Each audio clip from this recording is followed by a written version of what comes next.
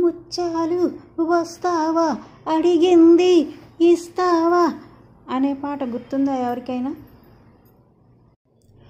అల్లురామలింగయ్య గారికి బాలుగారు పాడిన పాట. అచ్చు అల్లురామలింగయ్య గారు పాడినట్టే ఉంది కదా. ఈ రోజున ఆ మహనీయుడి రామలింగయ్య గారి వర్ధంతి. ఈ రోజున వారిని స్మరించుకుంటూ వారి గురించి కొన్ని విషయాలు తెలుసుకుందాం. హాస్యానికి పెట్టింది పేరు.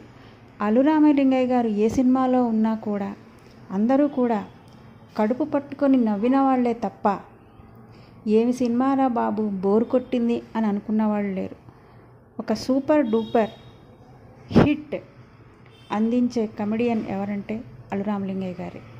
అలాంటి మహనీయుడి గురించి తెలుసుకోవాల్సింది కొంతైనా ఉంది. ఆయన గురించి చెప్పాలంటే ఎంతో ఉంది, కానీ కొంతైనా మనం తెలుసుకోవటం భావ్యమని నేను భావిస్తూ వారి గురించి కొన్ని విషయాలు మీకు తెలియజేయడానికి ప్రయత్నిస్తున్నాను. అల్లురామలింగయ్య గారు 3 తరాల సినీ ప్రేక్షకులను అలరించారు.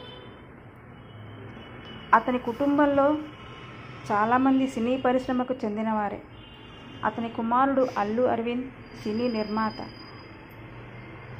తెలుగు సినిమా పరిశ్రమలో కథానాయకుడైన చిరంజీవి గారు అతని అల్లుడు.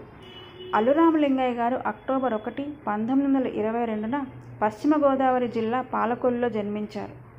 వీరు జూలై 31, 2004న హైదరాబాదులో అల్లురామలింగయ్య గారు పాలకొల్లులో పుట్టడం వల్ల పాలకొల్లులో ఉన్న క్షీర రామలింగేశ్వర స్వామి గుర్తుగా వారి తండ్రి గారు తన కొడుక్కి రామలింగయ్య అని పేరు పెట్టుకున్నారు. రామలింగయ్య గారికి చదువు పెద్దగా అబ్బలేదు.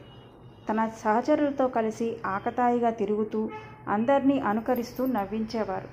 ఇదే క్రమంలో నాటకాల్లో నటించాలనే ఉత్సాహం పెరిగింది. ఊళ్ళోకి ఎవరు నాటకాల వాళ్ళు వచ్చినా వారి వెంటే తిరుగుతూ ఉండేవారు. వాళ్లతో స్నేహం చేయడం, ఏదైనా చిన్న వేషం ఇమ్మని అడగడం నిత్యకృత్యంగా చేసుకున్నారు. ఎట్టకేలకు భక్త ప్రహ్లాద నాటకంలో బృహస్పతి వేషం వేసే అవకాశం వచ్చింది. అల్లుగారి నాటకాలు చూసిన గరికపాటి రాజారావు గారు చిత్రసీమలో తొలిసారిగా 1952లో పుట్టిల్లు చిత్రంలో కూడు గుడ్డ శాస్త్రి తరహా పాత్రను అల్లుచే వేయించారు. ఆ తర్వాత హెచ్ఎం రెడ్డి వద్దంటే డబ్బులో అవకాశం ఇచ్చారు.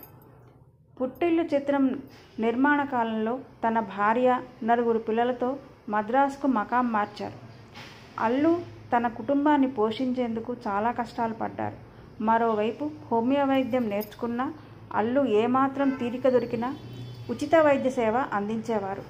ప్రారంభంలో ఎన్నో అవాంతరాలు ఎదురైనా మొక్కవోని ధైర్యంతో చిత్రసీమలో నిలదొక్కున్నారు. అల్లు హాస్యపు జల్లునే కాదు, కామెడీ విలనిజాన్ని కూడా బాగా రక్తి కట్టించేవారు.